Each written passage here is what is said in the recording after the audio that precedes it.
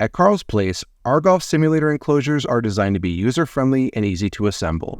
In this video, we will walk you through the setup process for our DIY enclosure kit, as well as provide you with some tips and tricks to help along the way. You'll want to start by organizing your kit by size and shape.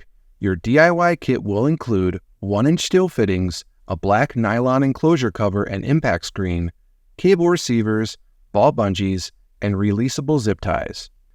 Optional add-ons for the kit include a pipe framing kit, vinyl ceiling baffles, foam inserts, net wall extensions, and a back cover kit. If you purchased a back cover kit, you'll receive additional fittings, pipes, and instructions to complete that assembly. If you purchase your DIY kit without the optional pipe framing included, you'll need to purchase the EMT from a local hardware store and cut it to size. Detailed assembly instructions are also included to help guide you step by step in the assembly process. Make sure to have your tools handy.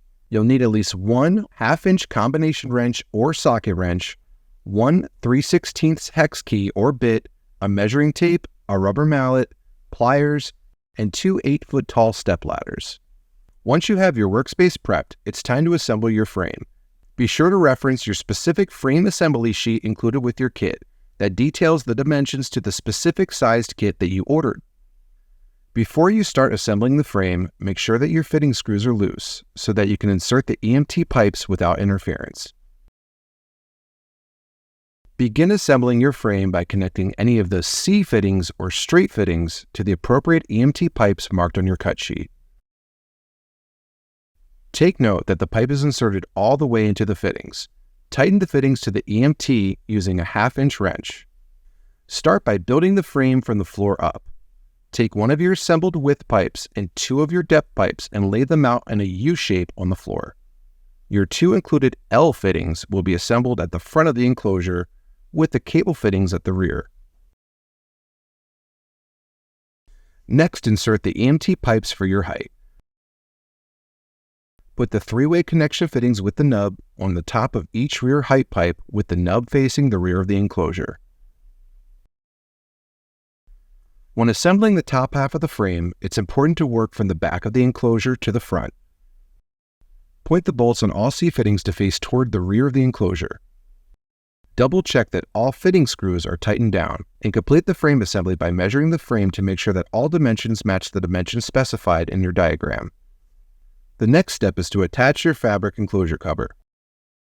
Orient the cover with the grommeted edge aligned with the back of the frame and all hook and loop flaps facing the inside of the frame. Place the cover over the top of the completed frame.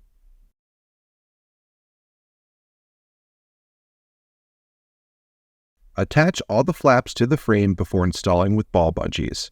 It's important to attach the flaps in this order. First, the inside corner flaps.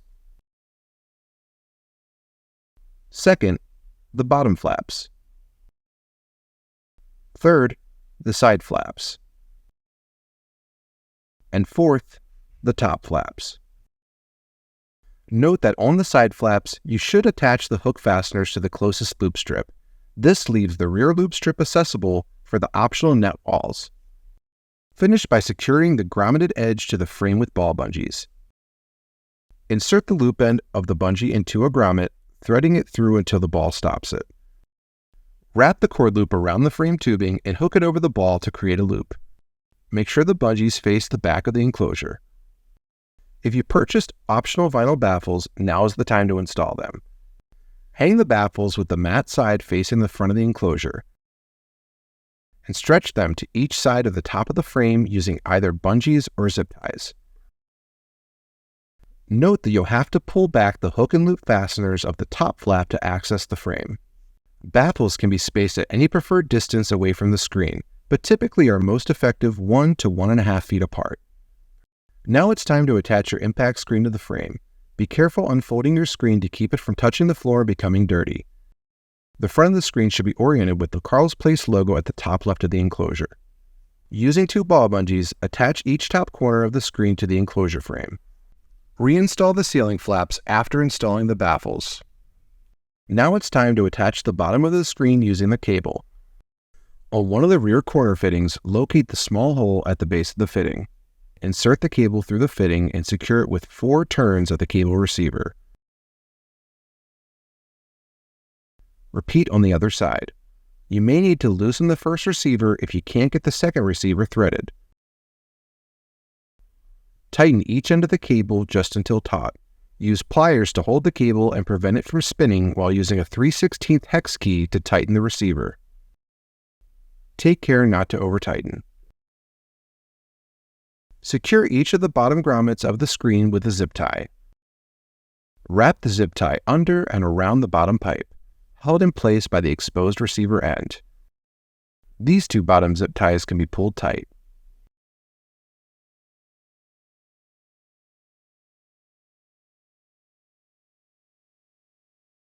Add zip ties to the remaining grommets, tightening only enough to maintain an even gap between the screen and the pipe.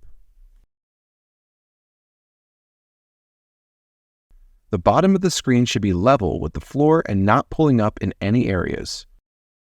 If there's any tension, loosen any taut zip ties on the top and sides of the screen to make any corrections.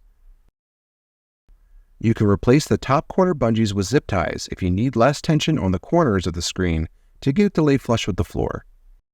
Once the screen is hanging correctly, you can cut the zip tie tails for a cleaner look. If you did not purchase the optional foam inserts, continue by attaching the screen flaps to the enclosure walls and ceiling with the hook and loop strips. If you purchase the optional foam inserts, you'll install those now. The longest 80-inch foam pieces will be installed at each bottom corner of the enclosure, with the shorter foam pieces on top reaching the ceiling. Install the foam with the narrow edge against the frame and wrap the flap around the foam to secure it with the hook and loop strips. Use the remaining foam to fill in the top edge of the screen flaps. Review your work and reattach the hook and loop to smooth out any lines as necessary. At this point, you can install any additional add-ons to your existing enclosure setup. Adding turf to a hard floor is a great way to minimize bounce. Note that you'll want to be sure that any turf added fits either fully inside or fully outside your enclosure frame to ensure the frame sits flat and the cable remains level with the floor. You can also purchase a Carl's Place hitting mat to add to your setup, as well as net walls to help protect against shanked shots. If the space where you're installing your enclosure has windows or ambient light coming from behind the screen, Carl's Place also offers a back cover kit, which preserves a crisp, bright image. See the install of the back cover kit here. Your setup is complete, and you can begin using your new DIY golf simulator enclosure. We recommend using new golf balls that are free from any scuffs or permanent marker to maximize the life of your screen and keep it from marking up. We want to see your new golf setup. Go to www.carlavt.com/share with us to send us pics, videos, or reviews of your brag-worthy setup. Thanks for watching this video. If you have any questions or feedback, feel free to shoot us an email, give us a call, or contact us on our website. Be sure to subscribe to our channel for more videos on building, using, and enhancing your own golf simulator enclosure.